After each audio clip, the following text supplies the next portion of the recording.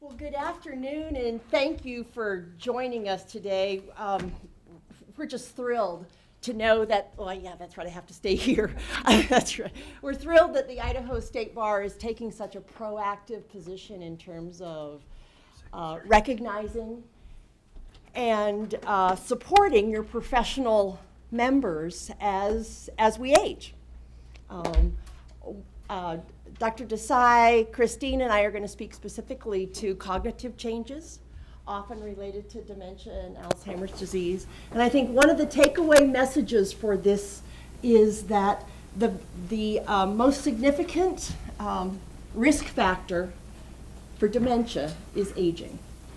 So as we all sit here today, we need to realize that all of us are at risk, and our risk increases as we get older.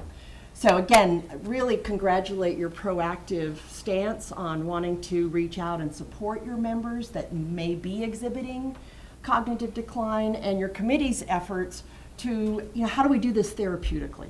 How do we do this in a way that honors the professionals in your community and honors their community? Because often the attorney, as you so well know, are leaders in those community settings. So do you have this handout by chance? Does this look familiar to you? Or I put together a few slides, and I think Mahmoud is you have that? Okay, all right. Oh, I wonder if is it part of that packet? I saw one slide that looks a little, oh yeah, you've got this. So it's in the mental health packet about I think we're right after the, It's actually in the budget. yeah, there you go. The big packet, not the mental health. Oh, not the mental health one? Oh. Page 13. So page 13 of this packet. Let's see, maybe it's first before that.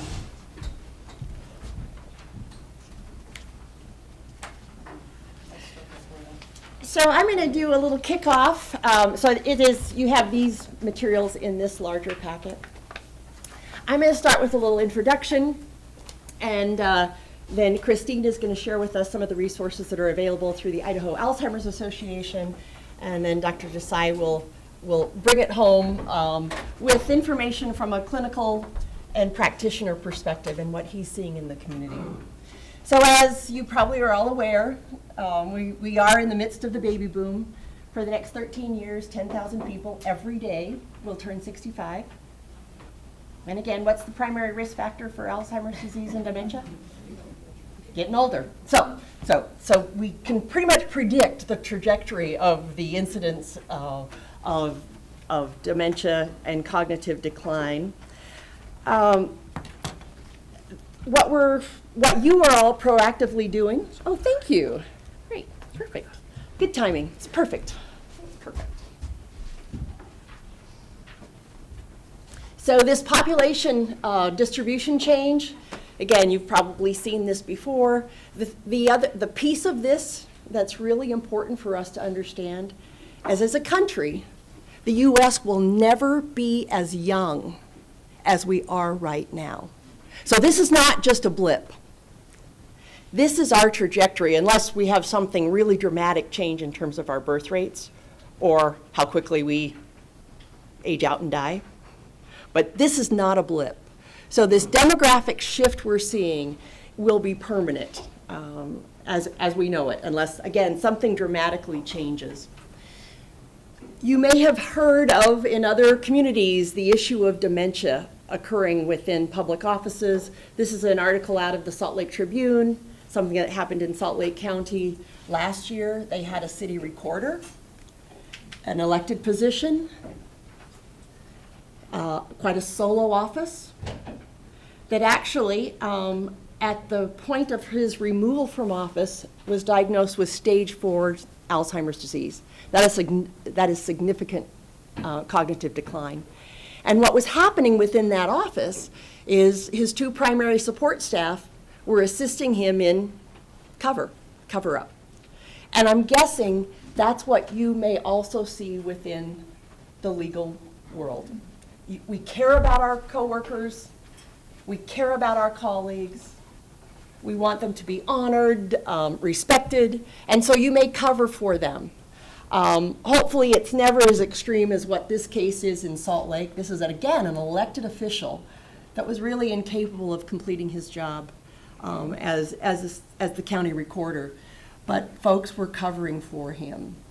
And not really out of any kind of nefarious actions. They cared, well, there was a little maybe nefarious actions. The two people in the office wanted to keep their jobs as well, so as long as the county recorder was in that position, they also had a salary. So there was some funny business going on. But I could certainly imagine how it would happen, particularly in fields like law, where you do know your colleagues personally, and you work with them, and you know that they're respected members of their community.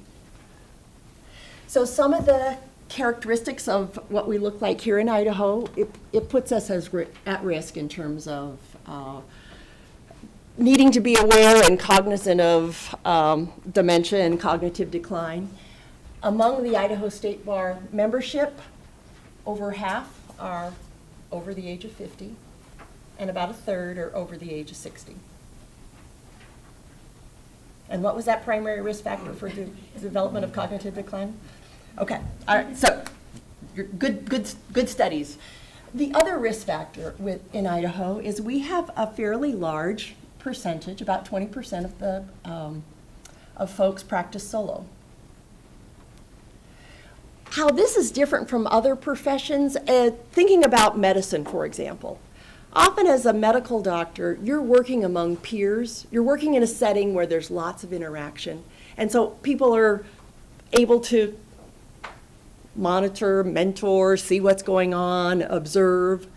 But in a solo law practice, you really could be kind of on your own, and in your own mind, I'm fine. I'm fine. But to the external world, there may be signs of change. And so this fact that about 20% of attorneys in Idaho do practice independently is a risk factor or an awareness factor that you as a committee and the state bar certainly need to recognize. The other fact, and I know the state bar is working on this, and this is not atypical across the country, the lack of succession planning.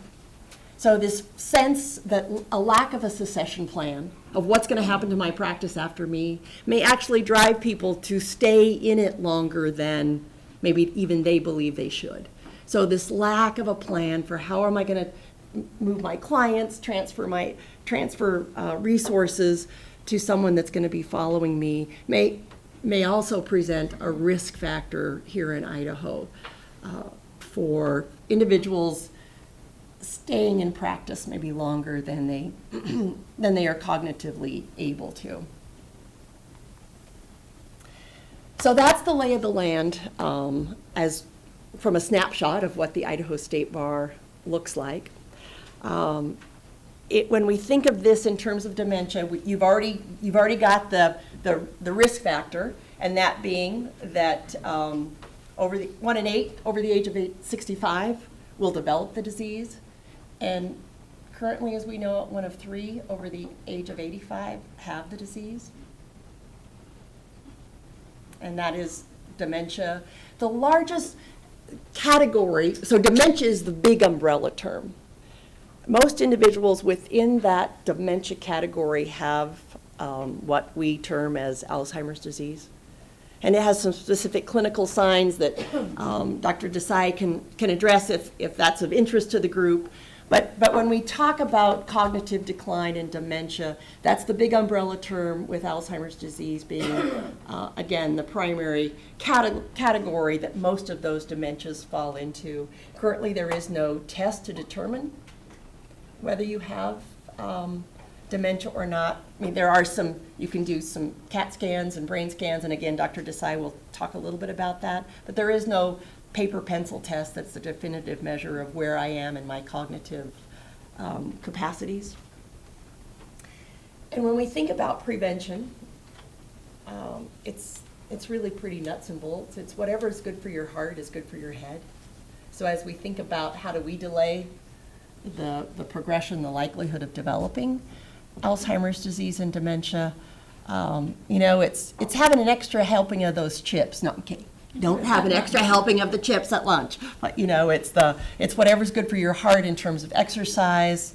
It also has to do with cognitive activity, having multiple circuitries in your head to communicate, to solve problems, which I think is one advantage for an attorney. I think many attorneys really enjoy that analytical thinking and how am I going to communicate to this audience or that audience. So that's one of the brain's strengths, actually, that predicts kind of slowing the delay or the decline of the cognitive abilities.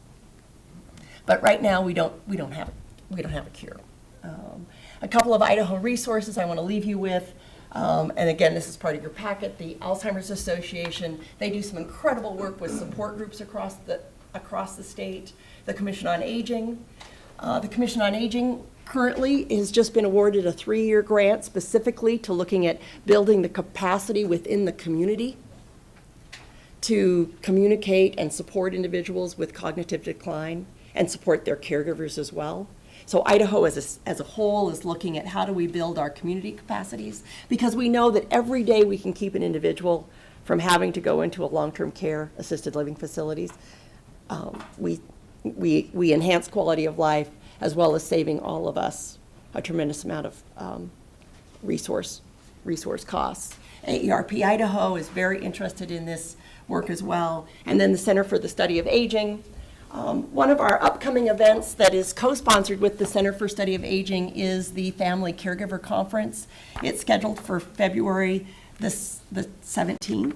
If any of you know of someone who is a family caregiver, whether they're caring for someone with dementia, an adult child with a substance abuse issue, or an infant with a developmental disability or some other chronic debilitating condition, this caregiver conference is for the caregiver. It's a way to boost the caregiver's morale and spirit and provide them with some tools. So if you know of a caregiver that you think might enjoy a day for them, would encourage you to pick up a flyer, and I'm happy to send these out as well to you electronically if there's interest among any of your groups to promote the caregiver conference. With that, I'm going to turn it over to Christine from the Idaho Alzheimer's Association, and she'll share a little bit more about resources from that entity.